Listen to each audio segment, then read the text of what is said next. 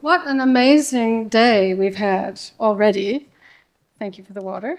And what an honor it is to be here and to speak to people who are interested in this topic. I want to share with you, first of all, some kind of very naff sort of slides, images that I took, which are probably really not very good on a large screen. But we were asked to give a PowerPoint, and I was already on vacation in the US. All I had was my camera. So I took some photographs, which I think are metaphors for what we're going to discuss.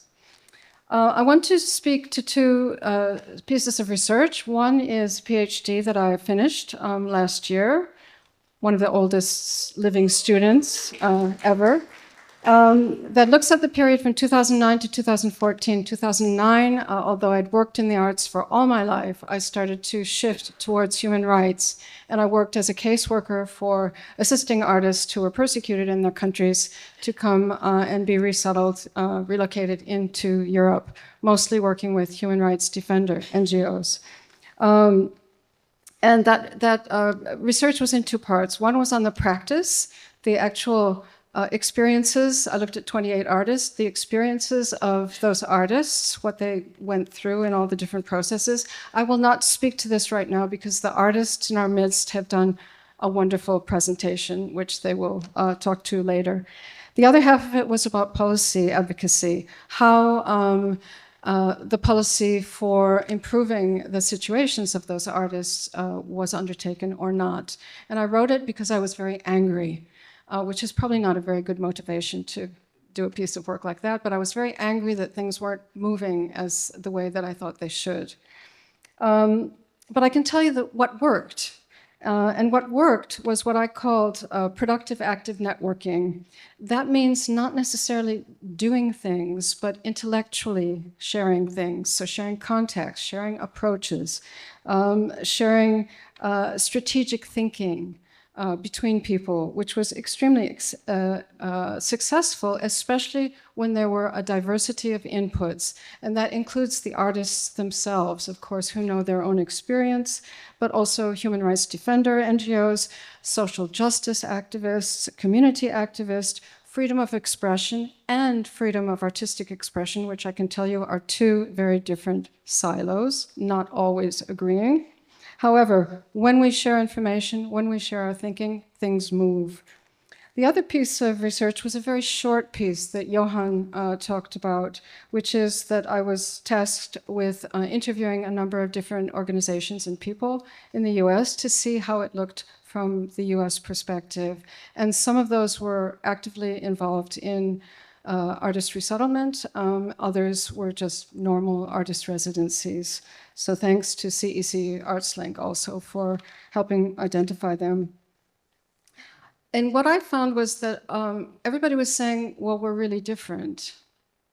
And part of the title, which is a bit of a misnomer for this talk, which I'm giving right now, which should be uniting our open minds rather than opening our minds, is that we all think we're really different and unique. But I can tell you that in what I've found through 5 years, 14 years of working on this, is that there are a number of common challenges. First of all, visas, or what the former Prime Minister of the UK said in 2012, we want to create a hostile environment for immigrants. Thank you very much, Mrs. May. The secondly is not only financial cuts, but the fear of financial cuts and the fear of financial changes. A third would be this competitive environment, competitive for visibility, because with visibility comes, hopefully, funding. So bottom line, people want to be the name out there that everybody recognizes. Another one is what I would call political inattention. The politicians, the policymakers just aren't hearing us. They're not interested in that at the moment. On the other hand, often what I saw was that the public was very interested. And especially if you look at organizations like the wonderful City of Asylum in Philadelphia, where it's the public which is actually the motor of all the writers that they are welcoming to their house. And the other common factor was this desire for better access to resources, resources which seem inaccessible. Housing seems to be a very important one, especially in New York, but it could also be food. It could also be ways for artists to make money that may or may not be directly related to their art form, but perhaps just adjacent to their art form. And that, of course, brings us back to some of the visa questions. So what are the success factors? And could I have the next badly taken photograph? Oh, God, they look awful up here. This is, if anybody's been to the MoMA exhibit of Ruth Asawa, a Japanese-American artist and sculptor. These are webs, nets, sculptures that she has made over her life.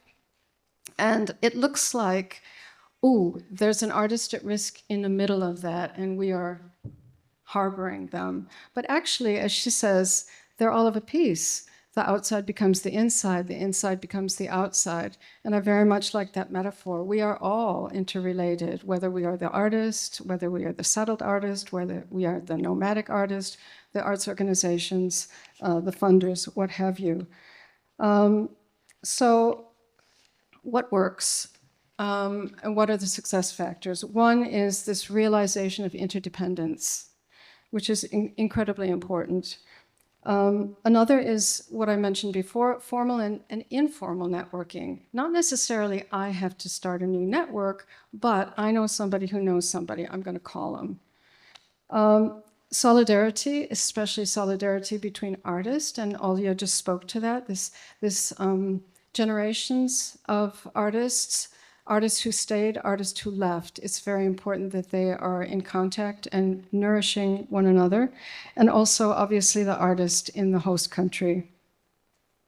Team capacities, building up capacity in the team of those organizations who are supporting the artists who have, I call them artists impacted by displacement, because they're artists before they're anything else.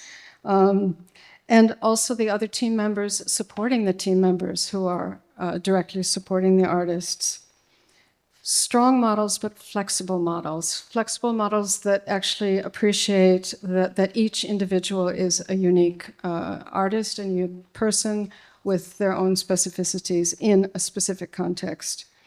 And also flexible enough to look at this idea of artists gradually or quickly learning the skills, the contacts, the places so that they can sustain themselves. I've been married to an artist for 35 years. Believe me, I know it's really hard to make a living, but it's more important to give people the tools to be able to identify how they can make a living. Artist-led initiatives, my God, artists know what artists need, and artist-led initiatives or initiatives who have a lot of artists on their boards or on their decision-making committees, it's really important. Collaboration as a collective and thought-through strategy. Collaboration as a means to an end. So not just let's get together and, form a new something or other, but let's look at that as one of the steps in a longer-term strategy to get somewhere. Some of the examples that I can share, we've already talked about this UN plan for the safety of artists, which would be linked to or parallel with the UN plan for the safety of journalists. I can tell you that I was part of a EU temporary relocation platform, which is a platform of all human rights defender NGOs who are relocating human rights defenders, and they really compete for funding with each other. So over the years, it's been quite something to watch, people really being standoffish to actually coming together. One of the more recent things that they did together, and I think this really solidified them, was to choose a specific issue that everyone could relate to. In this case, it was the visa guidelines in Europe, and work together also with some of the people in the European Commission to make it so that the guidelines make it easier for a short-term visa to become a medium-term visa, and for a medium-term visa to become a longer-term visa under certain circumstances. The Council of Europe. The Council of Europe is not the European Union. It has like 48 or 50 members. It's much bigger. And for 3 years, myself and another 2 colleagues have been working. First of all, we wrote, and they approved it because they thought they wrote it, a declaration, a manifesto on artistic freedom. And in these days, while we're here, I believe in Strasbourg, they will be launching a platform that we put together with all kinds of resources, from manifestos to action plans of governments, anything that helps policymakers look at how other people have put into place better policies for supporting artistic freedom. Some very simple exercises, initiatives have been the Flanders Arts Institute, the Kunstenpunt. Starting with the COVID, they started to have every Friday from 9 to 10 sharp call-in Zooms. It started with artists who had been relocated, talking about what they were seeking, and they would speak to arts organizations who would be able to offer certain things and address those needs. It's now turned into once a month, and they have different people talking about their experiences, arts organizations, universities, what have you, so that we can learn from each other's approaches. And it's not restricted to Belgium or to Flanders, but throughout Europe. Another example is since 2013, the SHIFT organization, which stands for Safe Havens Freedom Talks, has every second year been gathering a group of about 200 artists impacted by displacement and any support organizations or funders who are supporting that phenomenon. To come together and once again to support one another. It's very artist-centered. It's really looking at, we did a 2-year exercise and produced a, not the best technical solution, but anyway, a dynamic image that you can look at the needs that artists impacted by displacement have identified and immediately go to the resources that we have found that address those needs. Critical mass is very important. If one person is saying something, it's very different than if 50 organizations are saying it, and we heard from NCAC and the Vera List about that. Very good initiative. And also the idea that we're not that we look at what we want to emerge, you know, very strategically. We are here where we are. Everybody can complain, Europe is no paradise, it's getting worse by the day. But instead of looking at now, obsessively, let's look at what we can gradually build and what future we would like to build. And on that third slide, or third image, Ruth Asawa again, taking one simple element, carrying that idea through many materials and coming out with a new form, which really resonates with something I read in the New York Times the other day, an interview with the new president of Ford Foundation, Heather, I think, Gerken, who said, we have to dream a new democracy. We have to dream a new form of democracy. And I think that's where we're at. You know, yes, deal with what's now, but yes, also let's look together ahead. So, some questions. We're supposed to ask one. I have about 6. Am I okay with time? Okay. How to coordinate realistically? We've heard of lots of different, very important initiatives, and Onward is one of the, Jonathan Miller, are you there? Yes. You can talk to him about another initiative which brings together educational institutions, arts organizations, and human rights as a network. But how can we link them together? How can we coordinate realistically? And we're all old enough to know that we go to a conference and we say, yeah. We get back home, we look at all the emails and we say, no. What to prioritize? Is there a single issue, a narrow issue that we can, even if we are all different, of course we are, that we can actually agree on? And I have to say, if the extreme right parties who hate each other can do it, why can't we? I think we can. sites of potential change or support, these weaknesses in this facade, this enemy facade, which we're seeing, where are the weak points? Where are their potential allies? Timelines, what events are happening? What critical events? Who's giving a speech? You know, what's happening where? Where is my unique organization in this collective vision? What is my unique element, our unique element that we can add, that we can say that we represent?